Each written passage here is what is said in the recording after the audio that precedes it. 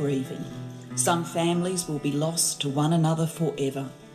To those of you who face the difficulties of reconnecting with family and establishing ongoing relationships, we say sorry.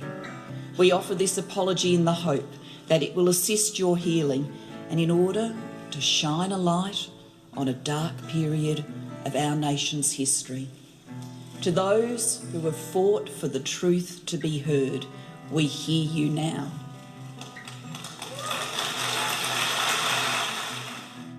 You're listening to Adopt Perspective, a podcast for anyone affected by adoption. I'm one of your hosts, Jo Sparrow. This podcast is a production of Jigsaw Queensland Post-Adoption Support Service. However, the views expressed are those of the people participating, not necessarily Jigsaw Queensland.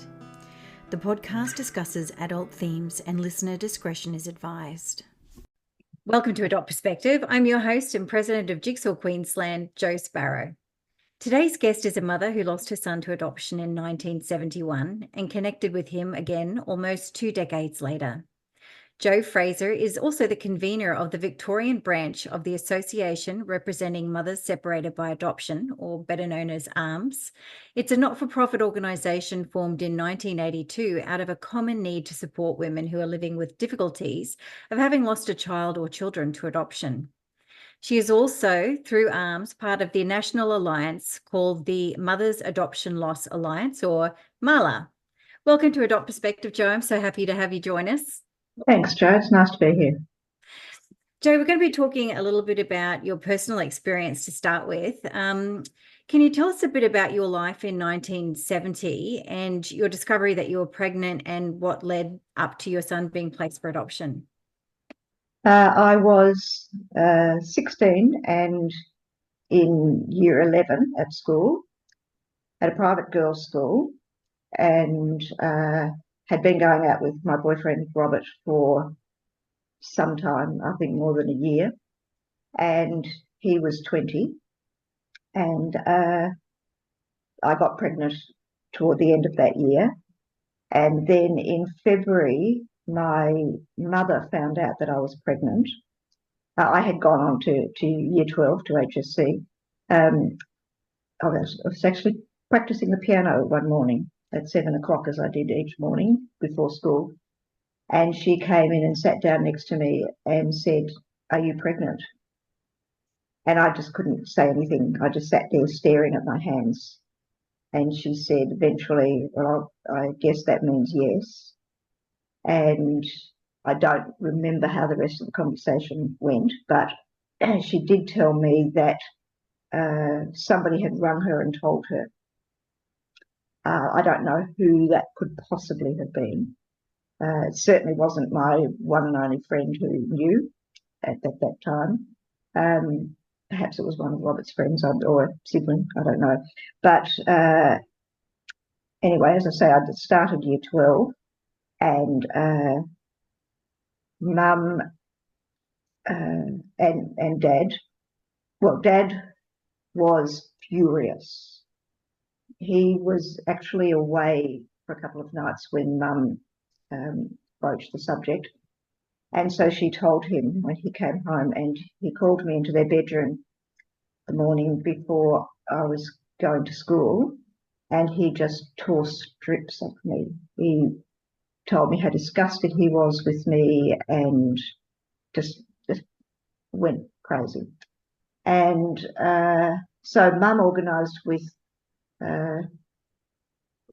2 of my school teachers to, in those days there were only 3 terms per year. So I went to school until the May holidays, and then Mum organised for me to do distance education, which I did for French and English, and then she organised for 2 of my teachers to come to our house at night once a week to teach me. And I, as well as learning piano, I was also learning flute, and I was doing both of them as an HSC subject.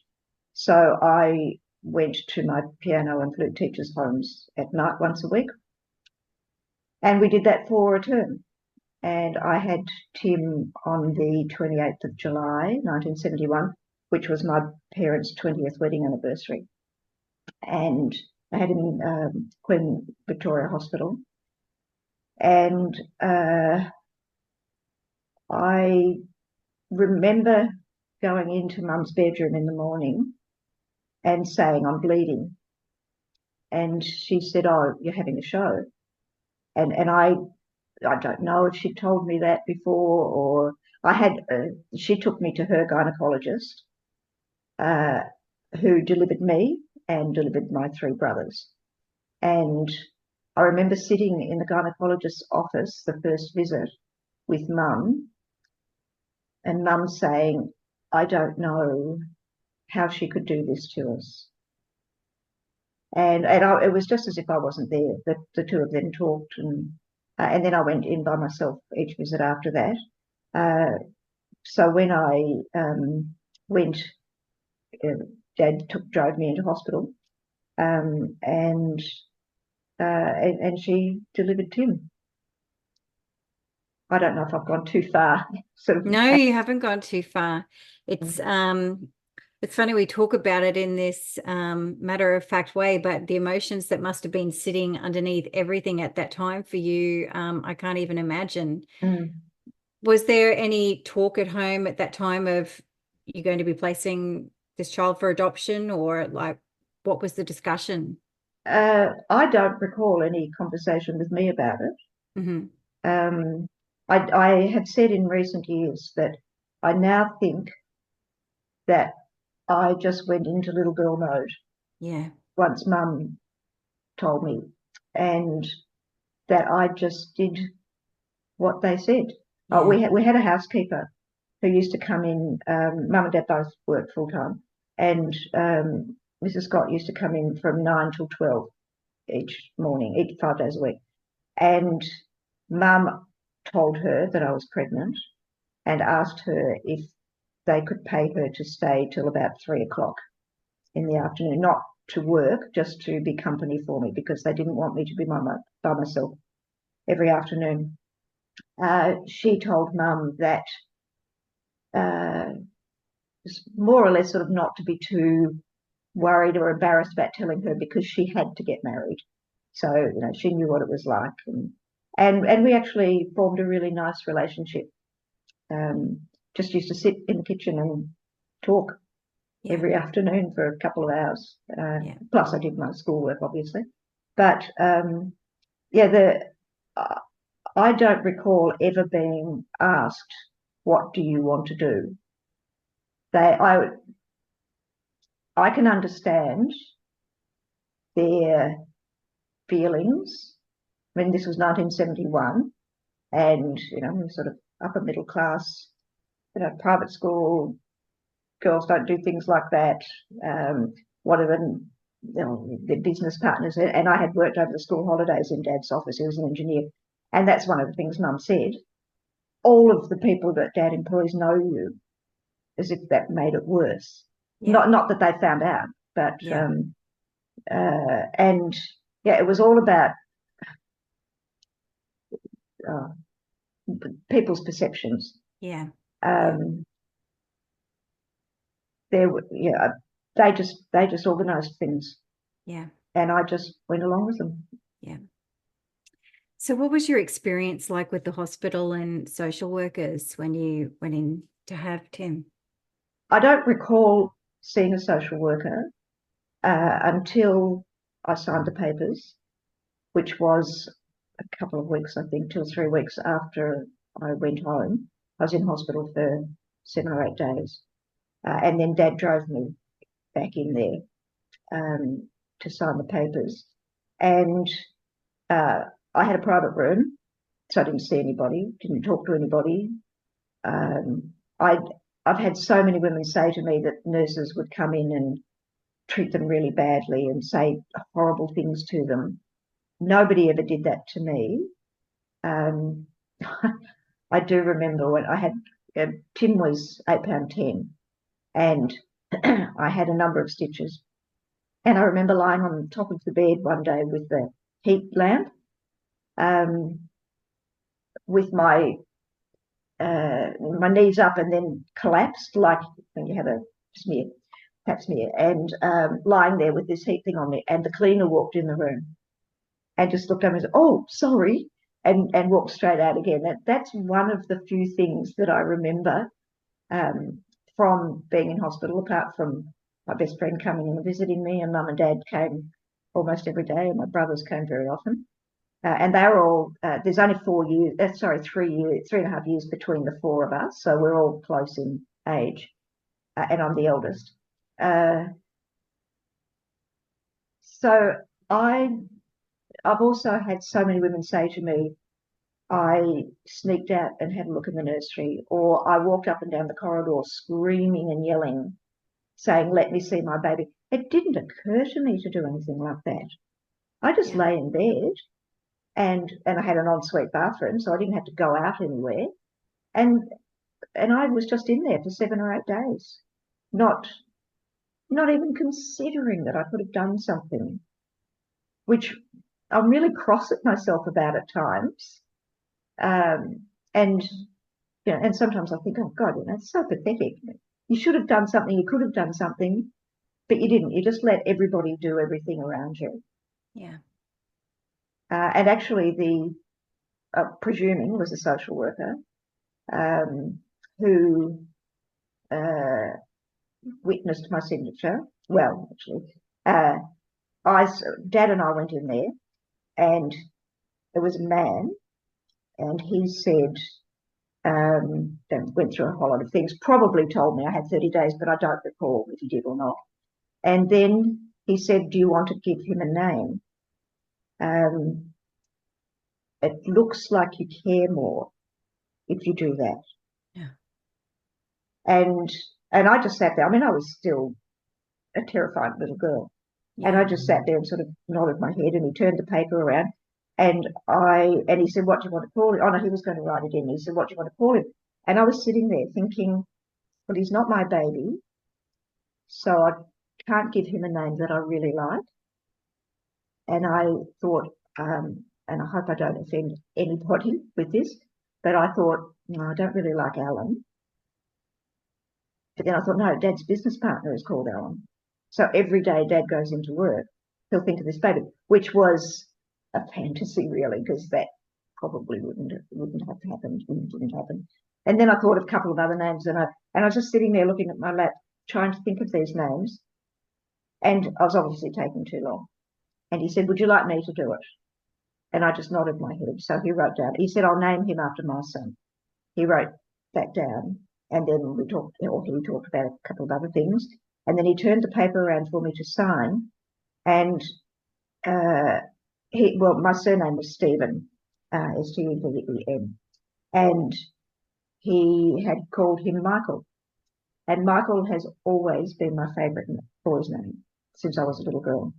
Mm-hmm. But I couldn't say anything, and he was called Michael Stephen, and that is actually my second son's name, Michael Stephen Fraser. And so anyway, signed that. When I got my papers back a number of years ago, the witness to my signature was Pat Cox, who was the head almoner at Queen Vic at the time. She was not in that room. Yeah. There was a man there, and that was it, and Dad in there. So obviously she just had a pile of papers on her desk, and which is obviously fraud, and I wish that the woman was still alive, because I would love to confront her with it. Yeah. Just sounds like you're up against a tide. Like you said, you were so young and everything was just moving, and you just, like a child, was kind of like going on with it, whatever everyone was telling you to do. Yes.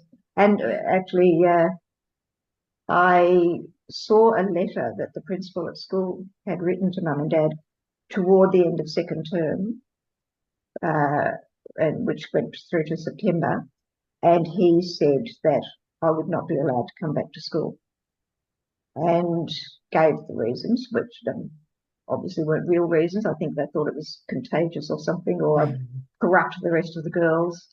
Anyway, he said that I was not going to be allowed to go back to school. And I just sat there and cried and cried and cried when I read that letter. I didn't tell Mum and Dad that I'd found it, but Mum apparently went to one of the teachers that had been coming around, who was the head of the music department at school, and very high profile woman, and also very dominant in the school, I suppose. And when Mum told her, she went to the principal and she said, if you don't let her come back to school, I'm resigning. So he let me come back to school. So I went back toward the end of September, which was extremely good of her. And then, at the end of the year, I passed and got a scholarship to uni. So that was, that was going to be, wasn't all good, but well, that was going to be my next question about what was life like for you following Tim's adoption. And so you sort of said what happened as far as school went. Were things spoken about? Did you talk to anyone about what happened? Like, how were you told to frame what happened afterwards? I wasn't really, I don't remember being told anything. Yeah. Supposedly only my best friend knew. But of course, word gets around. And and Joss met me at the front gate the first day of third term and walked into school with me. And one thing she did say to me a few years later, and we're still best friends, we've been best friends for 60 years. She said, I just remember you walking up the street from the tram stop and your legs were so thin and you just looked so frightened. And but I was in what they called the senior centre, which was for Year 12 girls, studying one day, and somebody stuck a head in the door who wasn't in my class and said, oh, you're back. I didn't think they'd let you back in. She didn't mean it. Oh, I don't think she meant it. It didn't sound nasty. It was just surprised you're back. And nobody ever said anything to me, ever. Mum would give me a pot plant or something like that on his birthday each year. And there was one year I taught kindergarten, the only year in 25 years of teaching that I taught a boy whose birthday was the same, the date was the same as Tim's, was when he turned 5 at kindergarten. And I had the roll at home for some reason. And Mum was looking at it and she said, was this boy adopted by any chance? And I said, no, he's so like his father, it's just not funny. But that was incredibly ironic that in 25 years I had one child who was born on the same day as Tim. Yeah. But no, Mum did ask me once. We went out for a coffee one day and she asked me if I ever thought I'd look for him. And I was still not up to talking to them about it.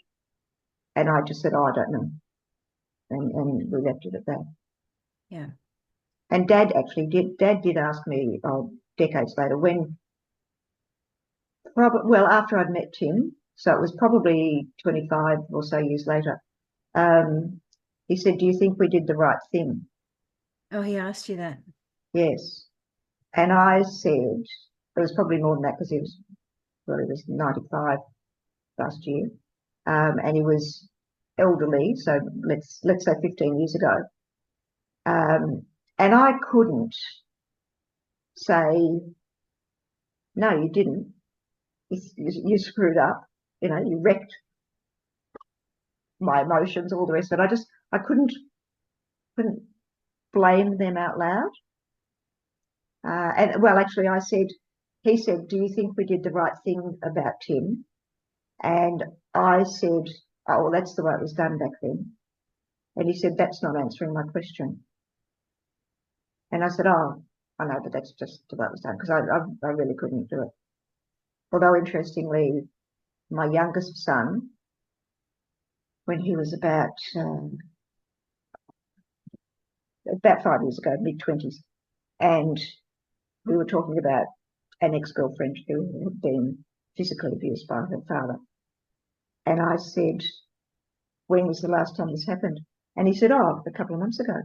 And I said, why is she still going to visit him if he does this sort of thing to her? And he said, why do you still have anything to do with Grandma and Granddad after what they did to you? And that just absolutely blew my mind.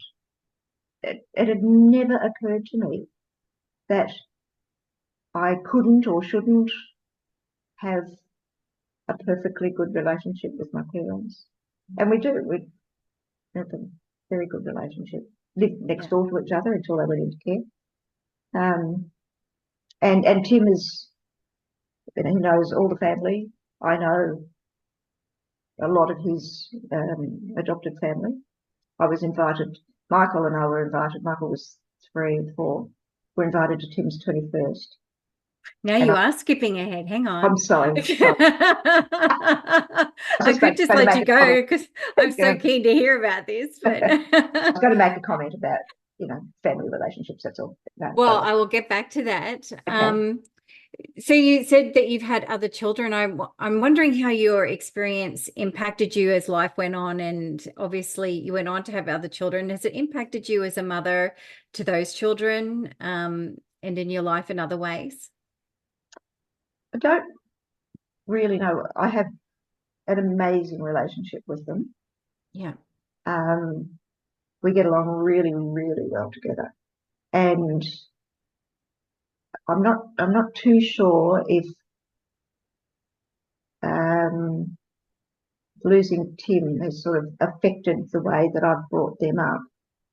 I do remember when Ben, my youngest, was a tiny baby, and I was carrying him upstairs one night in my arms to put him to bed, and I just started crying because I was holding him in my arms, and I just started thinking, well, I never got to do that with Tim, and I did know Tim at that stage. I was pregnant. No, it was before I got pregnant with Ben that I met Tim. But just not thinking anything specific, but just realising how much I'd missed out on. Yeah. By not having him around. Yeah. Well, let's get on to reunion because I'm really, really keen to hear this. So you were able to connect with Tim. Can you tell us about how that happened?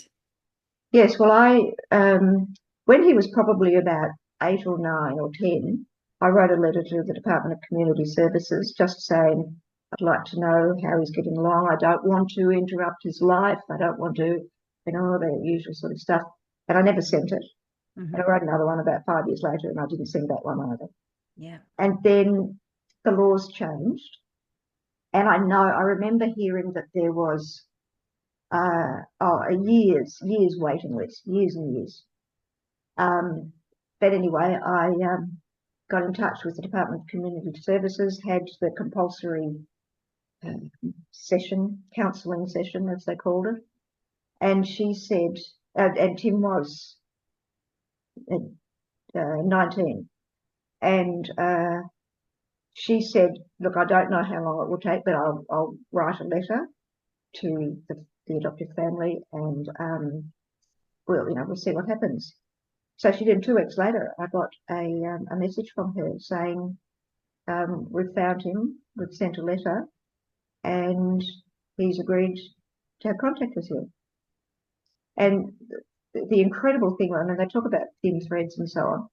He was actually doing a gap year after HSLBC, and he was over in Perth with 2 friends from school, travelling around. There were no mobile phones or internet or anything like that. This is in 1990. And he had come back home for 2 weeks. And that's when the letter arrived from the Department of Community Services. Because otherwise they most likely, well, it would have been a blank envelope. I would imagine they probably wouldn't have opened it. Anyway, he said, yeah, but then he went back to meet up with his friends again. And so I was given the non-identifying information sheet, told that he grew up in a regional city in Victoria. His parents were both health professionals. There were no other children in the family when they adopted him, and a couple of other things. And and I also was given their name and phone number. So I walked one night, I was here by myself, well, Michael was in bed, Gary was out, and I just walked up and down the lounge room with the phone in one hand, the piece of paper in the other hand, just saying out loud to myself, just ring the number, just do it, God's sake, just ring her or ring him. And I finally did. And Jenny answered, and I said, my name's Jo Fraser. I don't really know what else to say. And of course, she knew who I was. And we talked for nearly an hour. And she said, explained that Tim had come back for a couple of weeks and then had gone away again. And then we had a couple of, then she sent me 3 photos. And then we had another conversation when he came back around Christmas time. And she said he doesn't want to speak with you on the phone. He wants to meet you in person for the first time. So we organised to meet in a restaurant near where I live. And we did that in the January. And he had grown up in, and the reason I'm saying names and whatever is that Tim is quite fine with me talking about any of this. He grew up in Geelong, literally around the corner from my paternal grandparents. Wow. Within half a dozen houses of each other. Yeah. And in a street across the road from my auntie and uncle. And none of them ever knew that he existed. They died before I found him. Yeah. So those kind of coincidences I find a little heartbreaking sometimes, because I hear them all the time, you know, where someone's lived close by or somebody ended up knowing somebody, or you know, names that were similar in family. I don't know, just lots of strange things, and I find them, I don't know, soothing and a little bit heartbreaking. Yes, yeah. Even going to school with a half sibling or something like that. Just, yeah. It's quite mind blowing, really. Those thin threads that you hear about all the time. Yeah. So what has this reunion brought to your life? Well, we have a great relationship. Yeah. I after he was born, I cried every day for I don't know how long, a long time. And then it was every second day, and then it was every few days. And then all of a sudden I would get very emotional and I'd realise that tomorrow's his birthday or something like that. Mm-hmm.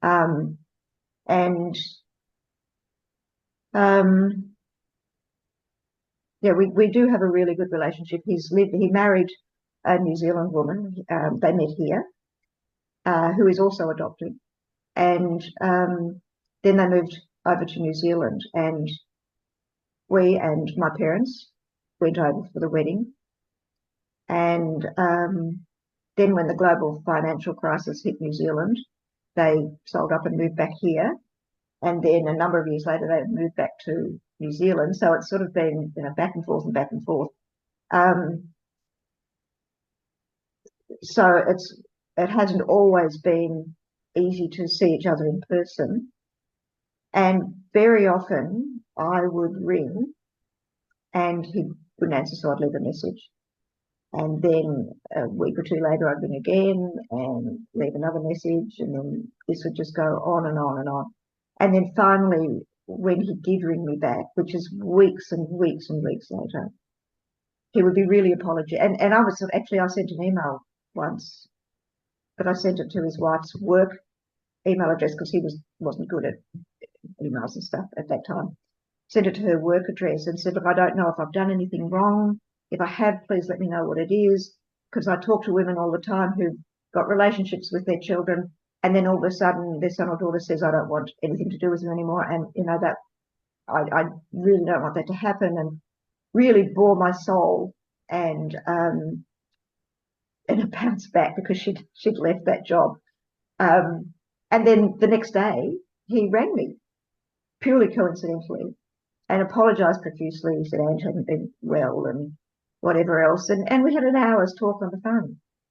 So, but that happens quite regularly. In fact, I'm trying to get in touch with him at the moment because my mother is dying, and I want to let him know.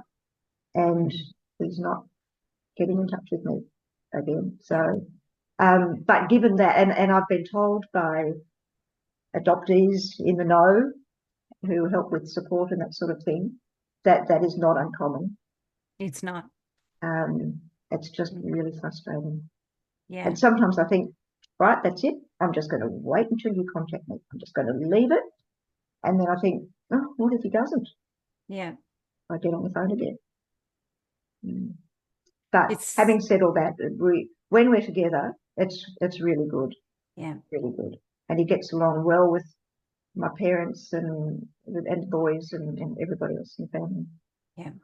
Our paranoia can really kick in, can't it, when there's like gaps like that and you think, have I done something wrong? Is this, was it this or was it that? And then often, maybe it's just somebody needs a little bit of a break, or sometimes, adopted people are ready to dive into all things adoption, and sometimes they're not, because it can be overwhelming sometimes, or sometimes you're just like, I can't deal right now. Yeah. And it can be simple as that. And it's nothing that somebody else has done. Yeah. So do you have any tips for mothers who are considering reaching out to the child that they lost to adoption, or who are struggling during reunions? Firstly, I would say just do it. Yeah. I know it can be really difficult. I mean, I have been incredibly fortunate in a lot of ways. One, that my parents didn't put me into an unmarried mother's home. They hid me at home. Didn't actually mention that, but they hid me at home. And any time we had visitors, I went up to my bedroom, and if it was somebody who was likely to want to say hi to me, I'd go to bed and pretend I was sick. So, they didn't send me off anywhere. And Tim was willing to have contact with me. So that was extremely fortunate. And we've got a good relationship. I mean, he's 52 now, and I met him when he was 19. So we've had a up and down. Oh no, it hasn't been an up and down relationship at all. It's been a good relationship. So I am extremely fortunate, and I'm having spoken to so many women that have not had such good fortune. I'm very, very aware of it. But I feel really sad when women say, no, I can't do that. I can't disturb their life. I'm too scared, or I don't want to, or whatever the reason. And also when I hear adoptees say that they don't want anything to do with their mother, or that, well, she gave me away. She obviously didn't want me. That all makes me incredibly sad, because more often than not, it's just not true. And it was a system. So many of us had no choice. But with being in reunion, it can be difficult. It can be really difficult. One thing I always say to the women in the support group is to keep the contact up. Even if it's a Christmas card and a birthday card, at least the door is open, and they might even have to say that. I really miss talking to you or something, but I would hope you have a wonderful birthday, and anytime you want to reach out or ring me, please do so. I just always think it's a good idea to keep that door open. Yeah, good advice. What kind of support have you found helpful over the years? Well, with ARMS, which I joined around the time I found Tim, I would imagine that the counsellor at CSV gave me a pamphlet, and I started going to the support group meetings. Then I went for a while, for quite a while. It was a huge group, and apart from having some cousins who were adopted, my only experience with adoption was Tim and his adopted family. And we get along really well together. And they are really, really nice people. And And some of the women in the support group, the adoptive parents were the devil incarnate. And I understand everybody has different experiences, and they were hurting, but I felt really uncomfortable, and I wasn't as confident as I am now. There's no way that I could have sat there and said, well, listen, this is my experience. So I'm not quite sure, why you're saying that. So I just stopped going, and then went back a couple of years later, and have been going ever since. And the women that come along to the support group are just amazing. So hurt and so powerless and so kind and loving and funny. They've been really great. And talking to a number of adoptees through Vanish or other people, they've been a great help as well.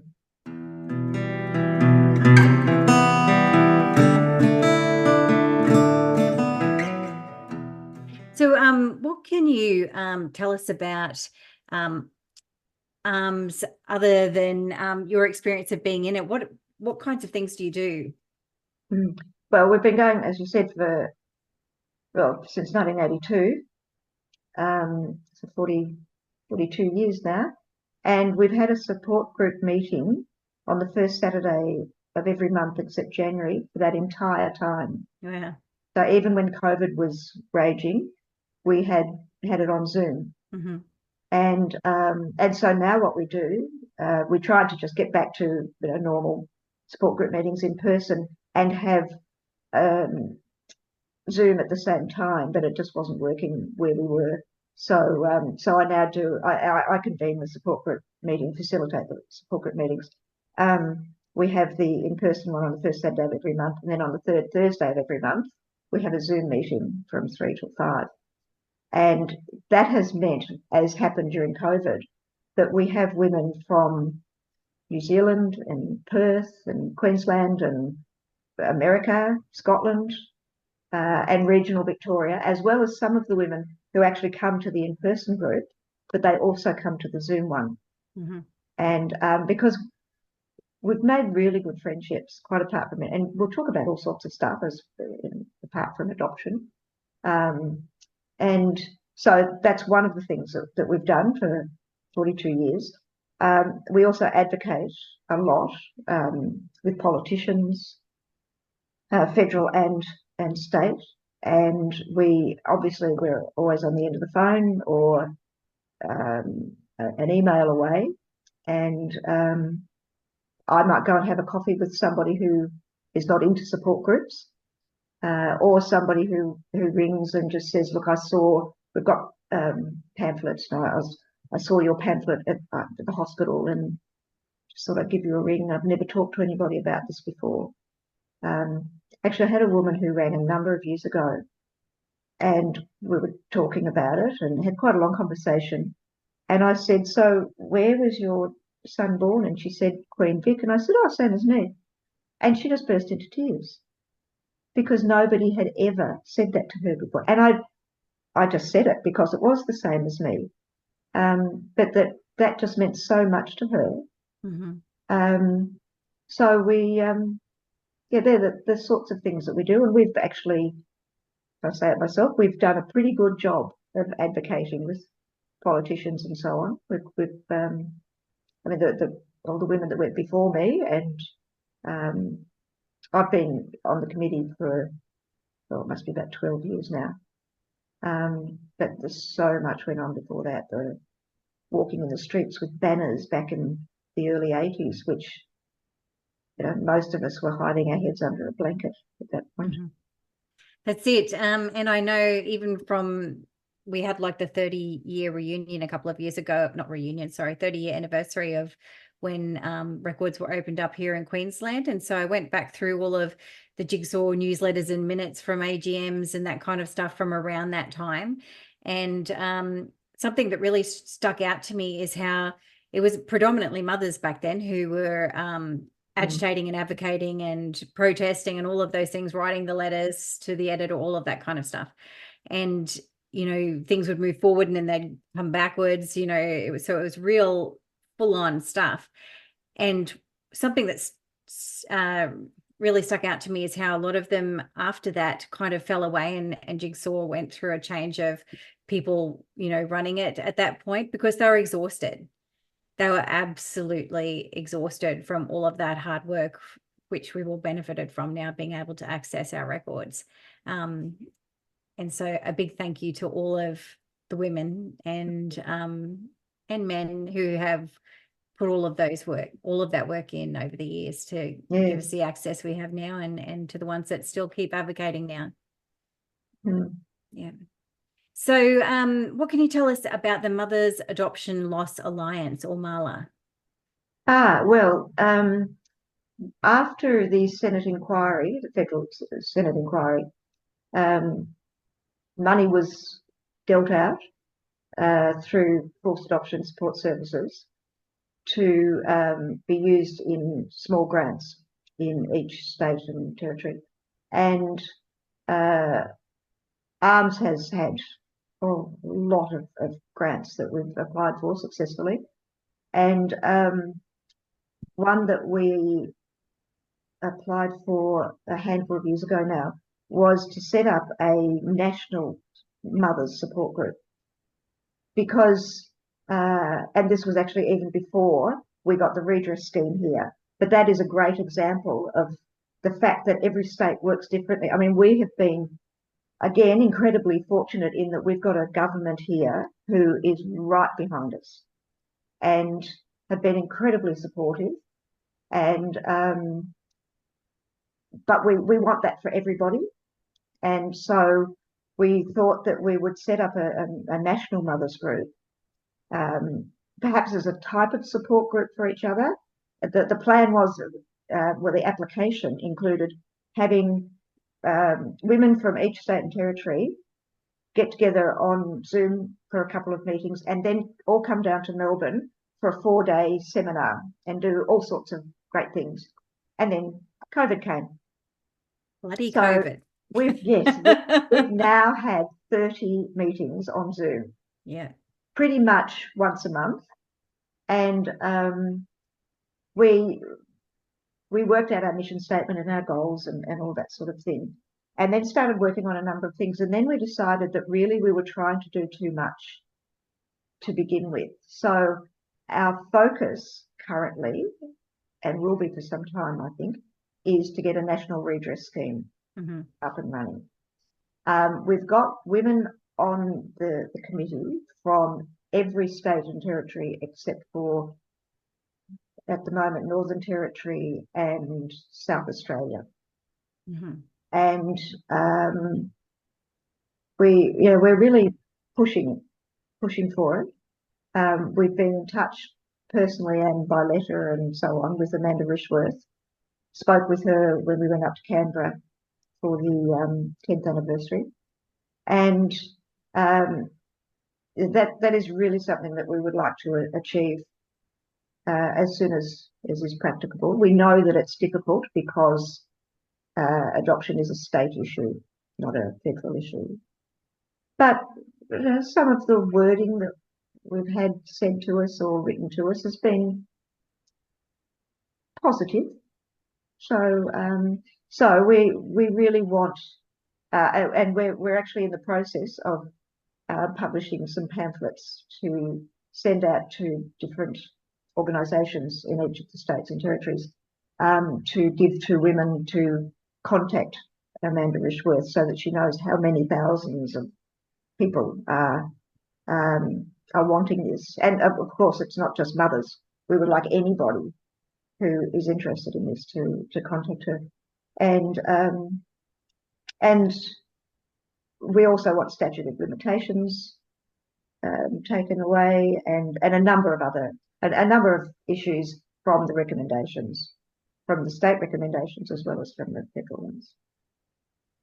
So we do know that we've got our work cut out for us, but boy, they had their work cut out for them in 1982. So yeah, and look what they've achieved. Yeah. Fantastic. Look, where can people find out more about ARMS and MALA if they'd like to know more? Well, ARMS email address is arms@armsvic.org.au, So that's for the Victoria chapter, is that right? Yes, well, Yes. we're Yeah. just a Victorian group. However, they can, if they're interested in Marla, they can also, because those emails go to me, Yes. and they can just say that they're interested in Marla, or they're interested in arms, or whatever it may be, or anything else for that matter. Yeah. And my phone number is 0409 442 701. They can ring that anytime they like, not in the middle of the night. I have enough others. You and me both. Jo Fraser, thank you so much for joining us today and sharing your story and information about Arms and Marla. And I know that'll help a lot of people. Thank you very much. It's been an honour. I'll put up some relevant links on the podcast notes page for Arms and Marla as well. And thank you to our listeners for joining us. Meanwhile, do you have a story that you'd like to share with us? If you'd like to be interviewed for the podcast, jump onto the main podcast page of the Jigsaw Queensland website and complete the prospective guest form that you'll find there. And just note that Adopt Perspective can be and is listened to by people all over the world. Bye for now. Thanks for listening to the Adopt Perspective podcast. If you'd like to find out more, go to the podcast page on www.jigsawqueensland.com and you'll find a wealth of information and resources on the website. If you reside in Queensland, you can reach Jigsaw Queensland's Forced Adoption Support Service on toll-free 1800 210313, or you can call Jigsaw on 07 33 58 6666. If you live in another state of Australia, you can still call the Forced Adoption Support Service number and your call will be answered by the Forced Adoption Support Service in the state that you're calling from. In every other state, Relationships Australia operates this service. A big thank you to Matt Sparrow for composing and recording our original theme music. Until next time, I'm Jo Sparrow saying farewell from Adopt Perspective, a podcast for anyone affected by adoption.